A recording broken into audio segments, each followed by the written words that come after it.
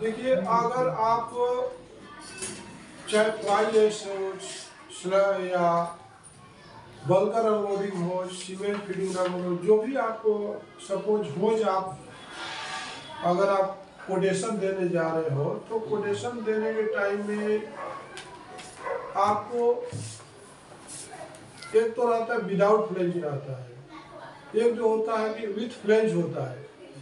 तो with flange में आपका क्या मैंडेटरी होता है, पीसीडी इंपॉर्टेंट होता है। पीसीडी का मतलब होता है बोल्ट सर्कल डाया। पीसीडी का मतलब क्या होता है, बोल्ट सर्कल डाया।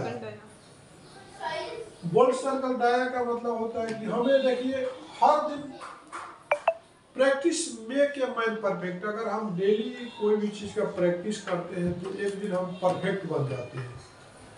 जैसे कि हम जब नर्सरी में जाते हैं तो हम जीरो बनाना सीखते हैं, लेकिन सही जीरो नहीं बना पाते हैं। तो इसी जीरो को बार बार पहले ऐसे बनाए थे, फिर ऐसे बनाए थे, तो मतलब हम अगर इसको प्रॉपर ढंग से कोशिश करें तो हम अच्छा जीरो बना सकते हैं। ये पूरे जीरो मैं ही बनाया, लेकिन सब जीरो का डिजाइन अलग है। तो हमें हर दिन जो है ना एक अलग तरीके से अपने आप को इम्प्लीमेंट करना चाहिए। तो हम जो काम कर रहे हैं उस काम में हमारे काम के अंदर एक बहुत ही मतलब एक गुणवत्ता होना चाहिए, क्वालिटी होनी चाहिए।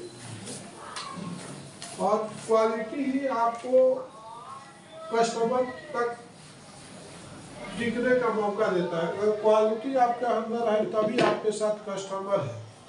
अगर आप क्वालिटी में फेलियर हो तो कस्टमर आपके साथ ज़्यादा दिन रुकेगा नहीं। कोई भी किसी से बॉन्डिंग होता है तो उसके अंदर कुछ क्वालिटी रहता है, वही देख के बॉन्डिंग होता है।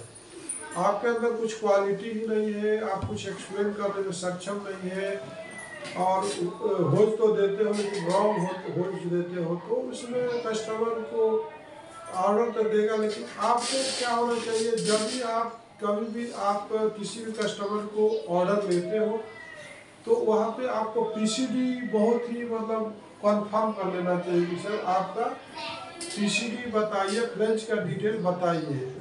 देखिए होने वाले सीमेंट फीडिंग इंडस्ट्री में आपका होने वाले, अब हम फ्लेंज का कंपैरिजन करेंगे तो देखिए आपके पास टेबल रहता है। टेबल को हर एक कोटेशन के साथ आपको भेजना बहुत मस्ट होता है। जैसे आपके पास टेबल दिया गया है तो जब भी आप कोटेशन भेजिए तो आप जो है ना उसमें तो कंफर्म कराइए कि आपको देखिए एक तो होता है फ्लेंज में ए से 150, ए से 150 हैश, ए से 150, इसको हम लोग ये सिंबल को डाया बोला जाता है। क्या बोला जाता है, डाया बोला जाता है। तो इसमें एक आता है ANSI 16.5 ड्रिल बोलते हैं इसको, मतलब जिससे होल किया जाता है, ठीक है ना।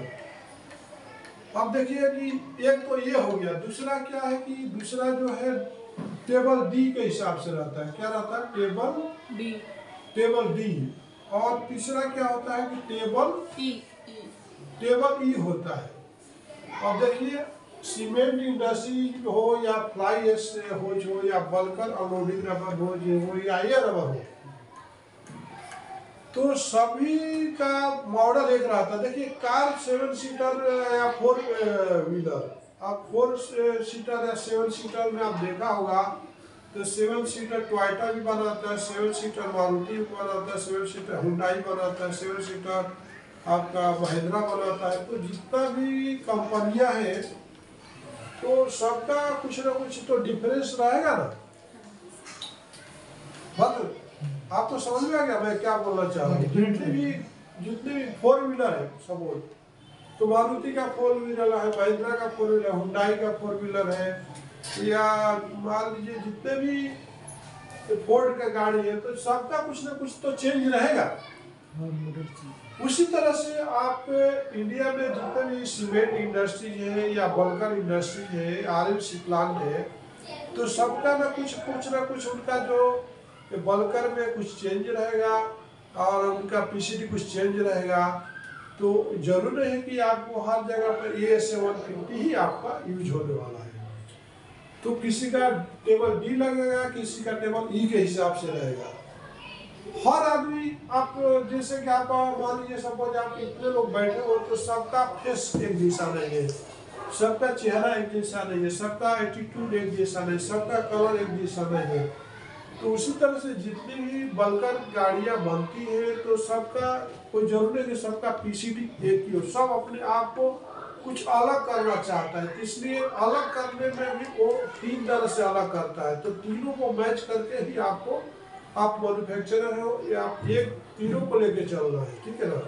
परिवार में आपके घर में 4 बच्चे हैं तो चारों का एटीट्यूड अलग, चारों का हाइट अलग है, चारों का खान पान अलग है, कोई कम खाता कोई ज्यादा चाहता, तो पेरेंट्स को सबको देख के मैनेज करना है। उसी तरह से आप अगर कोटेशन देने जा रहे हो ये मालूम करना होगा कि आखिर ये कस्टमर को कौन सा प्लेज की नीड्स है, ये आप ये प्लीज को व्हाट्सएप करिए और उनसे कंफर्म कर लीजिए। अब जब भी देखिए कोटेशन आपने दे दिया, बट जब भी आपके पास ऑर्डर आते हैं तो आपका रिस्पॉन्सिबिलिटी बनता है कि कस्टमर से कंफर्म करा दीजिए कि सर देखिए मैं एक आपको डाटा टेबल भेजता हूँ और ये टेबल में मेरे को आप कंफर्म करिए कि ये जो टेबल में कौन सा टेबल के हिसाब से जाना है और पीसीडी कौन सा है। अगर हम प्रोडक्शन में ले लेने के बाद, बना देने के बाद हम कुछ भी नहीं कर सकते। After making the hose you can not do anything, okay.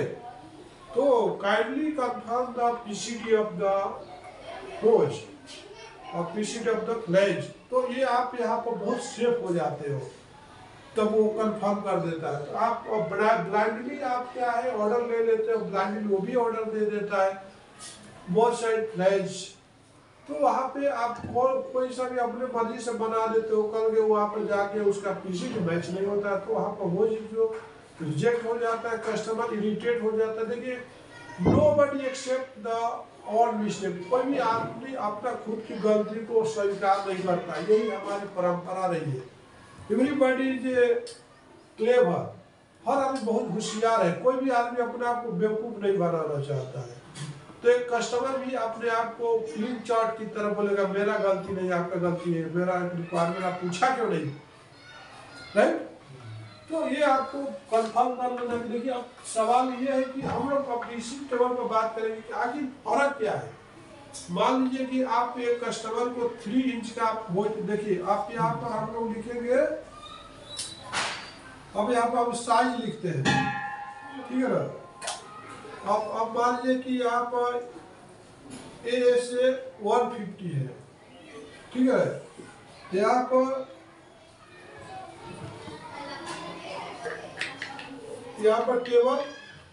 Table D है, ठीक है, टेबल डी है, यहाँ पर टेबल ई है।